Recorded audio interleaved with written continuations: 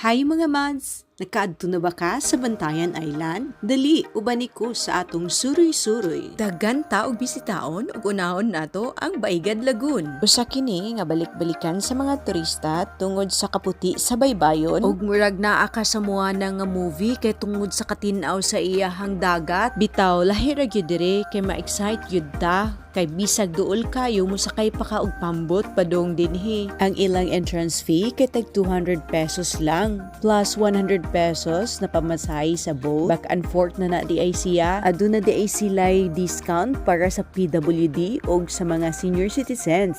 Ug 150 pesos para sa mogamit sa pool. Ug aduna sab di ay underwater experience diri sa Bantayan Island. Bisitaan lang ang dive extension diri sa Santa Fe. Aron makaadto ka sa ilahang nindot na mga dive sites. Permi gyud balik-balikan, mabusog ta, maka-experience pa gyud ta